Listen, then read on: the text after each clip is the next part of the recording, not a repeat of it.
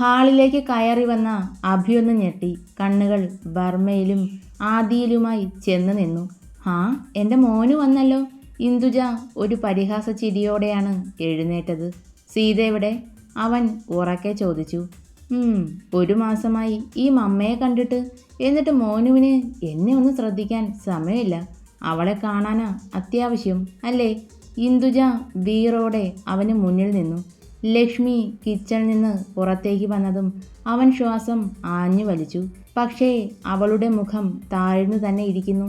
സീത, അടുത്തേക്ക് വരാനാണ് ആ വിളി. അവൾ ചുവരിൽ ചാരി നിന്നു. അവൻ അവൾക്ക് മുന്നിലേക്ക് വന്നു.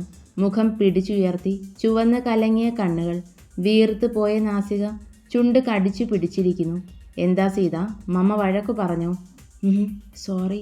അവൻ്റെ കണ്ണുകൾ ചുരുങ്ങി. നീ വാ, പോകാം. തോളിലൂടെ കൈയിട്ട് ചേർത്ത് പിടിക്കുമ്പോൾ ലക്ഷ്മി ഇന്ദുജിയാണ് നോക്കിയത്. വാ സീത. അനങ്ങാതെ ആ നിൽക്കുവാണ് ആ പെണ്ണ്. അവൾ വരില്ല, ഇന്ദുജ പറഞ്ഞു. എന്തുകൊണ്ട്? മമ്മ അവളെ എന്തേലും പറഞ്ഞോ? അഭിമാനിയായ ഇന്ദുജ ഈ പടി ഇറങ്ങുമ്പോൾ പറഞ്ഞൊരു വാക്കുണ്ട്, മറന്നുപോയോ? എങ്കിൽ ഒന്നുകൂടി ഓർമ്മിപ്പിക്കാം. വേണ്ട അഭിമന്യു, മമ്മയ്ക്ക് എല്ലാം നല്ല ഓർമ്മയുണ്ട്. ഇവിടെ ഞാൻ മാത്രമേ കാണൂ, ഇന്ദുജ വർമ്മ മാത്രം. ഗൗരവത്തിൽ കാലിന്മേൽ കാൽ കയറ്റി വെച്ച് സെറ്റിയിൽ അഹങ്കാരത്തോടെ ഇരിക്കുന്ന ഇന്ദുജയെ നോക്കി അഭി പല്ല് കടിച്ചു.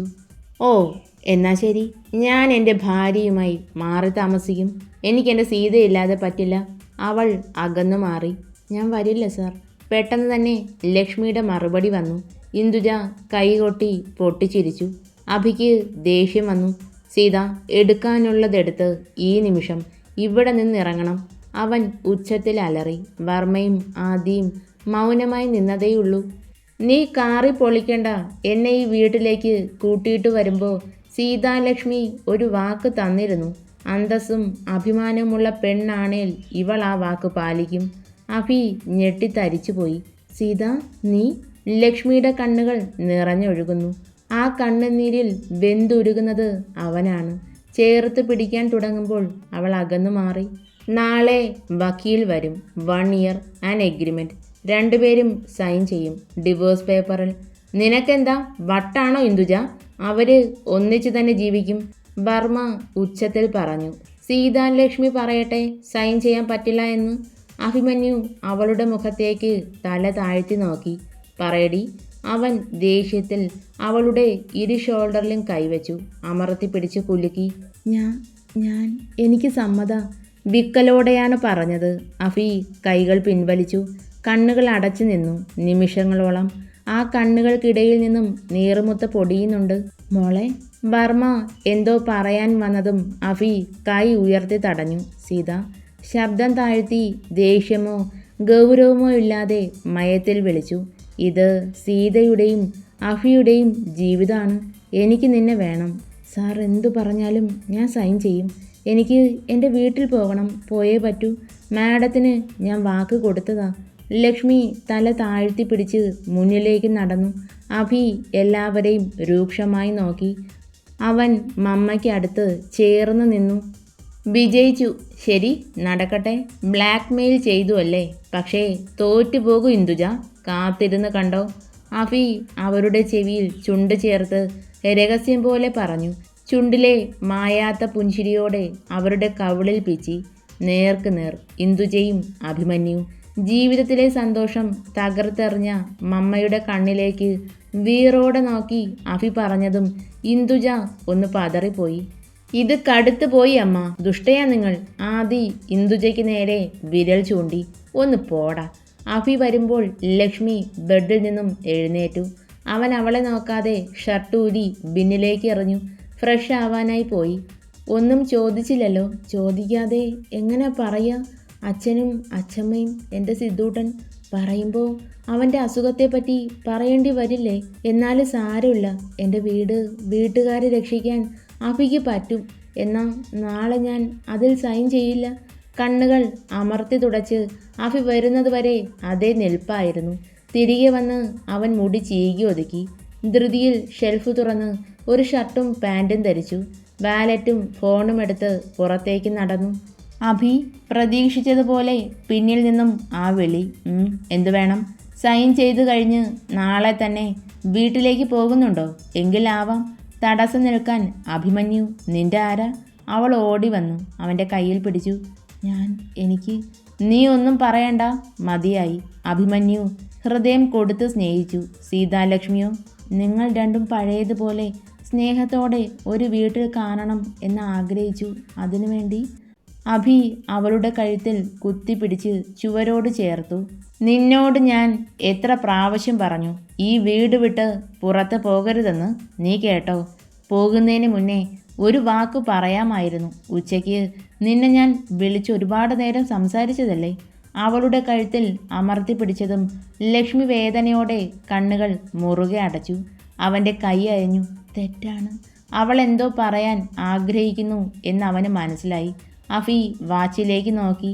എനിക്കിപ്പോൾ സമയം തീരെയില്ല. അന്യരോടെന്ന പോലെ അവൻ സംസാരിക്കുന്നു. അഫി കുറച്ച് സമയം എനിക്ക് വേണ്ടി പറയാനുള്ളത് കേട്ടിട്ട്. അവൾ കെഞ്ചി. അവൻ അവളെ പിടിച്ച് ബെഡിലേക്ക് തള്ളി.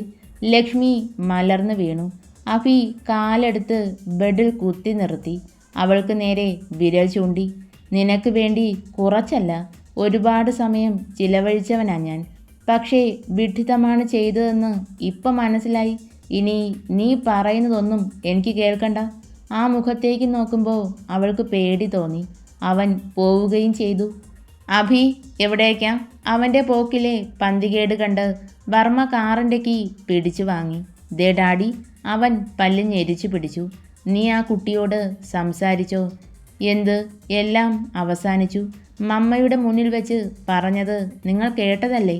അഭി, നിനക്ക് നമ്മുടെ അമ്മയും ആ ഇന്ദ്രനെയും അവരുടെ രണ്ടിൻ്റെയും സ്വഭാവവും എന്നേക്കാൾ നന്നായി അറിയാം.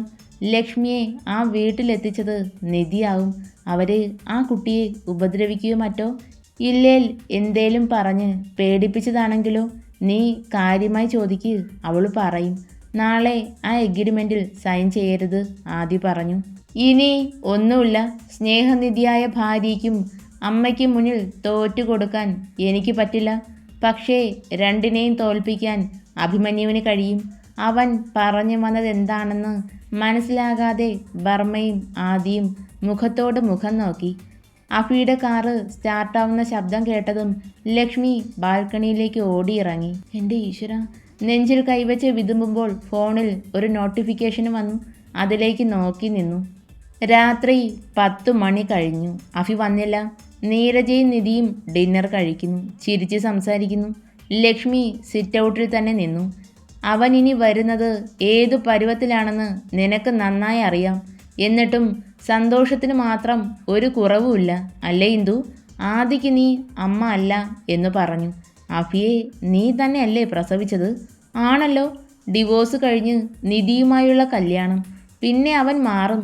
ആ സാധനത്തിനേക്കാൾ സൗന്ദര്യമുണ്ട് എൻ്റെ മോൾക്ക്. അവളിൽ മയങ്ങിപ്പോയവൻ എൻ്റെ കുട്ടിയിൽ അടിമയായി പോകും. ഛേ!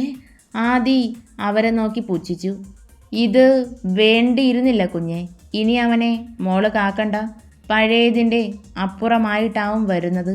വർമ്മയെ നോക്കാതെ അവൾ തല താഴ്ത്തി. എന്തിനാ ലക്ഷ്മി അവനെ ധിക്കരിച്ച് ഇങ്ങനൊരു തീരുമാനം എടുത്തത്? അഫി വിളിച്ചപ്പോൾ കൂടെ പോകാതെ വാശി പിടിച്ചത് തെറ്റ് തന്നെയാ, ആദി കടുപ്പത്തിൽ പറഞ്ഞു. എൻ്റെ വീട്ടുകാർ, അവർക്ക് എന്തേലും സംഭവിച്ചാൽ എനിക്ക് സാറിൻ്റെ ഒപ്പം സന്തോഷത്തിൽ ജീവിക്കാൻ പറ്റില്ല. വീടിന് പുറത്ത് ഗുണ്ടകൾ. അച്ഛൻ വീട്ടിലുണ്ടാവില്ല, ജോലിക്ക് പോയിട്ടുണ്ടാവും. അച്ഛമ്മയും എൻ്റെ സിദ്ധൂട്ടനും. അവരെ മരണത്തിന് വിട്ടുകൊടുക്കണമല്ലേ? ലക്ഷ്മിയുടെ ചോദ്യത്തിന് വർമ്മയുടെയും ആദിയുടെയും ഉത്തരം മുട്ടി. അവൻ്റെ വേലയാ ആ ഇന്ദ്രൻ്റെ, വർമ്മ കലിയിൽ പറഞ്ഞു. മോൾ എന്തിനാ ആ വീട്ടിൽ പോയത്? അതങ്കിൾ. അപ്പോഴേക്കും അഫിയുടെ കാറ് അസ്ത്രം വിട്ടതുപോലെ പോർച്ചും ലക്ഷ്യമാക്കി വരുന്നുണ്ട്. ഉണ്ടായിരുന്ന സമാധാനം അത് പോയി കിട്ടി, വർമ്മ പറഞ്ഞു. അഫി കാറിൽ നിന്നിറങ്ങി. അതിൽ ചാരി നിന്നു. ദേ, നീ എന്നെ പിടിക്കരുത്, കാരണം ഓടിച്ച് പൊളിക്ക് ഞാൻ. ആദിയോട് ദേഷ്യപ്പെട്ടു. ലക്ഷ്മിയെ അടിമുടി നോക്കി. സന്തോഷമായല്ലോ? എനിക്കും സന്തോഷം. ഇനി ഇതുപോലെ പലതും ഞാൻ ചെയ്യും. ഇടയിൽ കയറി വരുന്നത് ആരായാലും കിട്ടും എൻ്റെ കയ്യിൽ നിന്ന്. അവൻ ആടി ഉലഞ്ഞു നടന്നു. സ്റ്റെപ്പിൽ തട്ടി വീഴാൻ പോയവനെ ലക്ഷ്മി താങ്ങി പിടിച്ചതും ഒരു തള്ളായിരുന്നു. അവളുടെ നെറ്റി ചുവരിലിടിച്ചു. ചെറുതായി പൊട്ടി. ദേ ചോര. അഫി വിരൽ ചൂണ്ടി. പിന്നെ സ്റ്റെയർ കമ്പിയിൽ പിടിച്ച് സ്റ്റെപ്പുകൾ കയറി. കൈ പൊള്ളിയപ്പോൾ അതിൽ ചുംബിച്ചവനാണ്. തനിക്ക് വേദനിച്ചാൽ രാവണൻ മരിക്കുന്നതിന് സമമാണെന്ന് പറഞ്ഞവനാണ് ഇന്ന് ഒരു സങ്കടമില്ലാതെ കയറിപ്പോയത്. കരച്ചിലോടെ ലക്ഷ്മി നിലത്തേക്ക് ഊർന്നിരുന്നു. നിത്യ ആരവിൻ്റെ ഒച്ച കേട്ടതും കിച്ചണിൽ നിന്നവൾ പേടിയോടെ ഹാളിലേക്ക് ഓടി. എന്താ ആരവേട്ട?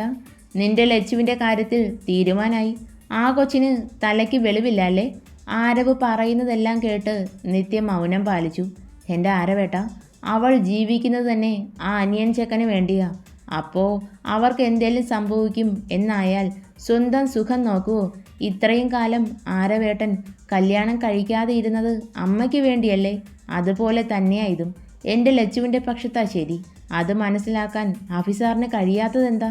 കൃത്യസമയത്ത് വക്കീൽ വന്നു. ഇന്ദുജ സന്തോഷത്തിൽ അയാളോട് സംസാരിച്ചിരുന്നു. ബർമ്മയും അഫിയും ആദിയും ലക്ഷ്മിയും എല്ലാവരും വന്നു. എല്ലാം ക്ലിയറായി ഡിഫൈൻ ചെയ്തില്ലേ വക്കീലെ?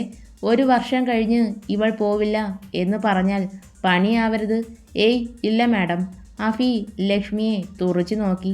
അവളുടെ നെറ്റിയിലെ മുറിപ്പാട് കണ്ടതും നെഞ്ചമൊന്ന് വിങ്ങി. ലക്ഷ്മി സൈൻ ചെയ്യ്, ഇന്ദുജ വിളിച്ചു.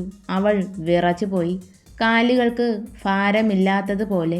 എന്നാലും ആയാസപ്പെട്ട് നടന്നു. എങ്ങനേലും അവനത് തടയും എന്ന വിശ്വാസത്തിൽ.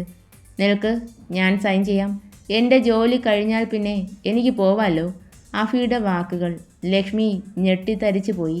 പിന്നീട് ഒരടി എടുത്തു വെച്ച് നടക്കാൻ കഴിയില്ല. അവൻ പേനയെടുത്തു. ഒരു സങ്കടമില്ലാതെ സൈൻ ചെയ്യുന്നവനെ നോക്കി വേദനയോടെ നിന്നു. വായിച്ചു നോക്കിയിട്ട് വേണം സൈൻ ചെയ്യാൻ, അവൻ കനത്തിൽ എടുത്തു പറഞ്ഞു. ആദി വർമ്മയെ തോണ്ടി. അതെന്താ അങ്ങനെ പറഞ്ഞേ? അവൻ വായിച്ചില്ല. പിന്നെ ലക്ഷ്മി എന്തിനാ വായിക്കുന്നേ? അപ്പോൾ അതിലെ പോയിൻറ്റ്സ് അഫിക്ക് അറിയോ അച്ഛാ? ആ, എനിക്കെങ്ങനെ അറിയാം? എന്തായാലും നിൻ്റെ അമ്മയ്ക്ക് പറ്റിയ മകൻ തന്നെ. വക്കീൽ മടങ്ങിപ്പോകുന്നതിന് മുന്നേ അഫി ഓഫീസിലേക്ക് പോയി.